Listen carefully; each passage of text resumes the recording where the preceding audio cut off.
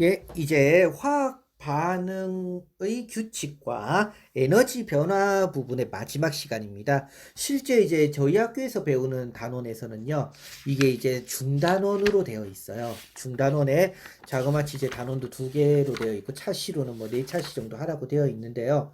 실제적으로는 그렇게까지 할 부분은 아닙니다. 즉, 자, 지금부터 에너지 출입에 대한 부분을 할 거예요. 에너지 출입입니다. 즉 에너지가 왔다 갔다 한다는 얘기인데요. 우리가 지금 하고 있는 키 포인트는 뭐냐면요. 화학 반응입니다. 그럼 반응이 일어날 때 에너지가 들어오거나 나가는 경우들이 있더라 이거예요. 우리가 이렇게 화학 반응 시에 일어나는 반응을요. 이제 열의 관점으로 보았을 때는요. 크게 두 가지가 있습니다. 하나는 발열 반응이고요. 두 번째는요, 흡열 반응입니다.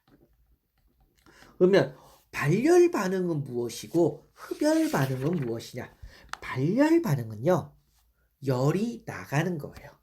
열이 나가는 거. 흡열 반응은요, 열을 흡수하는 겁니다. 자, 근데 이 부분 설명을 할 때요, 제가 조금만 고등학교 수준 중에서도 조금 높은 단위의 얘기를 조금만 하겠습니다. 바로, 시스템과 서라운드의 관계예요. 우리가 이제 요걸 갖다가 뭐라고 이야기를 하냐면요. 개 그리고 주의라는 표현을 쓰게 됩니다. 이제 화학에서 쓰는 용어들입니다. 이때 개라는 건 무엇이냐면요. 내가 관찰하려는 주체예요. 하려는 주체. 또는 실험 재료라고 봐도 상관없습니다. 그러니까 실험 그 자체예요. 이때 주의는 뭐냐면요. 이 개를 둘러싸고 있는 겁니다. 개를 둘러싼 모든 것을 갖다가요. 주의라고 합니다. 이때 개와 주의 사이에는요. 무엇이 이동할 수 있냐면요. 물질과 에너지가 이동할 수 있습니다. 자, 조금 쉬운 예로 들어볼게요. 제가 비커에다가요. 물을 넣고요. 여기다가 소금을 넣겠습니다. 소금을 넣겠습니다. 개는 뭐가 되냐면요. 바로 이 안쪽이 개가 되는 거예요. 그리고 요 바깥쪽이 무엇이 될까요? 바로 주위가 되는 겁니다. 즉, 개 안에 지금 내가 무엇을 할 수 있죠? 물질을 넣을 수 있어요. 그리고 내가 가열을 한다면요. 열도 줄 수 있을까요? 없을까요? 있겠죠. 그래서 에너지도 줄 수 있고요. 물질도 줄 수 있습니다. 그런데 이 개를 갖다가 어떻게 하느냐에 따라서요. 크게 우리는 세 가지 개로 나눌 수 있습니다. 첫 번째는 열린 개입니다. 열린 개는요. 물질과 에너지의 출입이 모두 가능합니다. 물질도 이동이 가능하고요. 에너지도 가능합니다. 방금 했던 이런 상태예요. 그럼 두 번째는 뭐냐면요. 닫힌 개가 있습니다. 닫힌 개는 뭐냐면요. 물질의 이동은 안 됩니다. 물질은 더 이상 이동할 수 없어요. 죄송합니다. 배터리가 없대요. 제가 이게 스마트폰 화면을 그대로 지금 이게 스캔이 들어가고 있는 부분이라서요. 간혹가다 이런 메시지가 뜰 때가 있습니다. 양해 바랄게요. 그리고 에너지는요, 이동이 가능합니다. 선생님, 이거 가능해요? 가능하죠. 자, 뚜껑에다가요, 비커에다가요, 물질 집어넣고요, 뚜껑 막았습니다. 더 들어가요? 안 들어가요? 안 들어가요. 하지만 비커 가열하면요, 온도는 올라가요? 안 올라가요? 올라가죠. 에너지는 들어가더라 이겁니다. 그런데 뭐가 있냐면요. 고립계가 있습니다. 고립계는요. 물질, 에너지 모두 들어갈 수 없습니다. 대표적인 게요. 이게 100%는 아니에요. 다시 얘기합니다. 100%는 아닌데요. 보온병이 여기에 좀 해당합니다. 보온병에다가요. 우리가 뜨거운 물을 넣고 뚜껑을 닫으면요. 더 이상 물질 안 들어가죠. 온도도 그대로 있다는 얘기는 에너지의 이동도 돼요? 안 돼요? 안 된다는 얘기예요. 물론 100% 고립계로는 안 될 겁니다. 여기까지 조금 이해가 이제 되실 거예요. 이때 우리가 발열 반응이라는 건 뭐냐면요. 발열 반응은요. 걔가 주위에게 에너지를 주는 거예요. 이게 발열 반응입니다. 그러니까 쉽게 얘기하면 어떠한 반응이 일어나는 곳에 내가 옆에 있는데요. 열이 그쪽에서 나오게 되면 나는 따뜻하죠. 에너지를 얻으니까. 그 발열 반응인 거예요. 근데 반대로 주위가 걔에게 에너지를 줄 때가 있습니다. 그럼 어떻게 될까요? 걔는 열을 흡수하는 거겠죠? 흡열 반응이라고 합니다. 흡열 반응. 근데 우리가 이제 발열 반응은 좀 이해하기가 쉬워요. 왜냐면요. 나무가 있는데 불을 붙였어요. 그 얘기는 뭘까요? 나무하고 산소랑 반응을 시킨 거죠. 타면서 뭐가 나와요? 열이 주변으로 나와요. 그러니까 그만큼 주위가 따뜻해지니까 에너지가 나왔다. 아, 이거 발열 반응이구나 알 수 있어요. 근데 선생님, 흡열 반응은요? 라고 이야기를 합니다. 열 흡수하는 반응이 있어요? 라고 이야기를 해요. 근데 있습니다. 제일 대표적인 게 뭐냐면요. 드라이 아이스예요. 자, 드라이 아이스 우리 또는 냉매 들어있는 거 있죠? 우리 아이스팩이나 이런 것들에 와가지고 음식물 들어올 때 아이스팩 물 얼린 것들이 있어요. 자, 그러면요. 얘네들이요. 얼음도 똑같습니다. 고체에서 드라이 아이스는 바로 기체가 되죠. 고체에서 기체가 되려면 뭐를 해야 될까요? 열을 흡수해야 돼요. 당연히 맞죠? 열을 흡수해야 되는데 그 열을 어디서 흡수할까요? 바로 드라이 아이스가 개기 때문에요. 열의 흡수는 주위에서 하게 됩니다.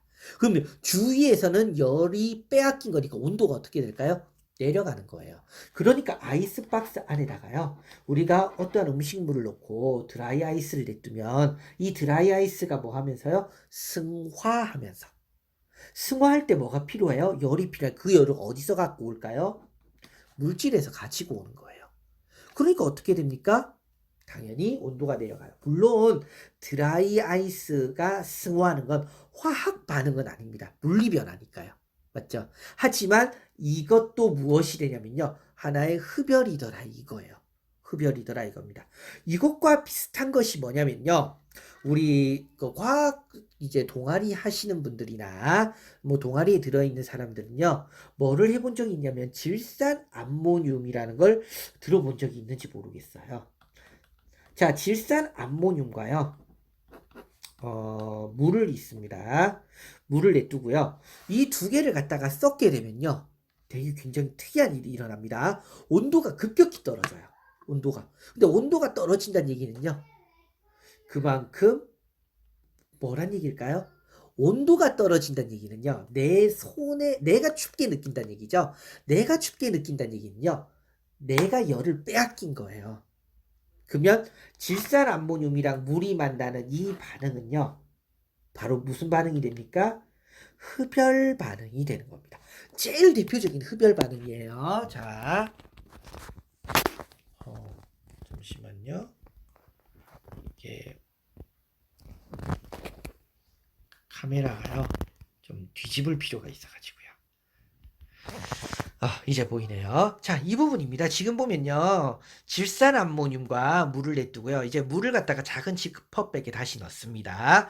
그리고 질산암모늄을 내두고요. 또 하나의 지퍼백이에요. 그리고 나서 이제 무엇을 하냐면요. 지퍼백, 물이 들어있는 지퍼백을 눌러서 물이 나오게 합니다. 그러면 물과 무엇이 만날까요? 질산암모늄이 만나겠죠. 반응이 일어나는데 이 반응이 일어나면서 어떤 일들이 일어나느냐? 바로 온도가 이때 온도는 어디가 내려가요? 주변. 내가 이 봉지를 잡고 있는데요. 내 손이 차갑게 느껴진다는 얘기예요. 내 손이 차갑게 느껴진다는 얘기는 무엇을 의미하는 겁니까? 바로 얘가 반응하면서 흡열을 했다는 얘기예요. 흡열을요. 자, 그래서 실제적으로 우리 주변에서 보는 이제 발열 반응, 흡열 반응들이 많습니다. 조금은 기억을 해주셔야 되는 부분들이 많아요. 자, 예를 들면 소금과 물이 반응하면 열 에너지를 뭐 한다고요? 흡수한다고요. 열 에너지를 흡수. 이거 뭔가 이것도요? 흡열 반응이 되죠. 흡열 반응이 됩니다. 기억을 하고요. 예를 들면 산화칼슘과 물이 반응하면 열 에너지를 방출한다고 합니다. 에너지 방출이죠. 발열 반응이 됩니다. 발열 반응요. 자, 그래서 이게 카메라를 갖다가 하면서 왔다 갔다 하려니까요. 제가 조금 번거로운 감이 없지 않아 있네요. 뭐 그래도 어떻게 보면 최선을 다해야 되는 부분이라서 저 역시도요. 이게 이게 나중에 수업 들으시는 분들은 모르겠지만 지금 코로나 사태로 인해서 학교 개학이 연기가 되고요. 그러면서 이제 제가 집에서 일일이 수업 자료를 지금 만들고 있는데요. 뭐 보시는 분들도 있고 아닌 분들도 있겠지만 뭐 조금 한 명이라도 도움이 되었으면 하는 바람에서 열심히 지금 하고 있는 중입니다. 자, 그러면 정리를 조금 해볼게요. 그러니까 개념은 쉽죠? 그리고 개념이 시험 문제 나올까요? 개념은 시험 문제 거의 안 나와요. 걱정 안 해도 됩니다. 뭐가 많이 나올까요? 발열 반응과 흡열 반응의 종류를 구분하는 게 제일 많이 나와요. 자, 그러면 제가 몇 가지 적어 볼게요. 자, 화학 반응은요. 다시 한번 적어 보겠습니다. 발열 반응. 맞죠? 글씨가 조금 엉망이더라도 이해해 주시기 바랍니다. 흡열 반응. 두 가지가 있다고 했어요. 두 가지가 있다고 했습니다. 쓰여졌죠? 자, 이때 발열 반응이 제일 대표적인 건 무엇이? 열이 나오는 거죠. 어떤 물질을 태우는 거예요. 특히나 뭐 종이라든지 나무의 연소. 제일 대표적인 발열 반응입니다. 자, 그리고 이 정도만 기억해 주세요. 꼭. 산화칼슘 아까 잠깐 봤던 거예요. 산화칼슘과 물의 반응입니다. 발열 반응에 열이 나온다는 얘기예요. 카메라 좀 끄겠습니다. 물이 나온다는 얘기예요. 그리고 염산과 수산화나트륨. 요 반응은요, 정확히 얘기하면 이제 중화 반응입니다. 나중에 배울 건데요. 모든 중화 반응은요, 바로 발열 반응입니다. 모든 중화 반응은 발열 반응이에요. 그래서 기억을 좀 해주시면 좋을 듯 합니다. 발열 반응이에요. 꼭 기억하세요. 중화 반응은 발열 반응이다. 이때 중화 반응 알고 계시죠, 다들? 산과 염기가 만나는 거예요. 우리 2학년 때 했어요. 2학년 때요. 이제 선생님들마다 수업하는 방식이 약간 틀리실 수 있지만 저는 이렇게 얘기했습니다. 산은 우리가 보통 H 플러스 맞죠? 수소이온. 염기는 OH 마이너스. 그래서 산과 염기가 만나 물과 염을 형성하는 반응. 근데 저는 하나를 더 더해요. 열이 나오는 반응. 바로 발열 반응이기 때문입니다. 자, 이제 흡열 반응 해볼까요? 아까 전에 흡열 반응 제일 대표적인 거 하나 있었는데 기억나나요? 질산암모늄과 물이 만났을 때 흡열 반응입니다. 주변에 열을 갖다가 흡수를 해요. 두 번째는요, 소금과 물의 반응. 소금 같은 경우 염화나트륨이라고도 합니다. 염화나트륨과 물 또는 소금과 물의 반응. 또는 수산화 바륨과 좀 어려운 것들 많죠. 근데 이 정도는 좀 기억해 주면 어떨까 싶어요. 암모늄. 자, 마지막으로 하나입니다. 이 정도는 좀 기억을 해주세요. 광합성입니다. 선생님, 광합성이 흡열 반응인가요? 흡열 반응이죠. 광합성 기억나죠? 광합성 우리 2학년 때요. 광합성의 과정 어떻게 된다라고 했어요? 잘 기억해 보세요. 광합성은요. 이산화탄소와 무엇요? 물을 그리고 뭐요? 태양 에너지, 빛 에너지였죠? 태양 에너지를 이용해서 산소와 우리 영양분 중에서도 이제 포도당을 처음에 만들어내죠. 만들어내는 것을 갖다가 뭐라고요? 광합성. 열을 뭐 했어요? 흡수해서 쓴다고요. 열을요. 이해가 되시죠? 그래서 발열 반응과 흡열 반응 좀 기억을 해주면요. 공부하는데 굉장히 큰 도움이 되리라 생각을 합니다. 꼭 기억을 해두세요. 여기까지가요. 이제 대단원 1단원 화학 반응의 규칙과 에너지 변환을 갖다가 끝을 낸 겁니다. 이제 다음 시간부터는 기권. 우리가 보통 이제 지구과학 중에서도요. 우리 대기권에 관해서 들어갈 건데요. 그렇게 어렵지는 않으니까요. 차근차근 역시나 따라오면 됩니다. 수고하셨습니다.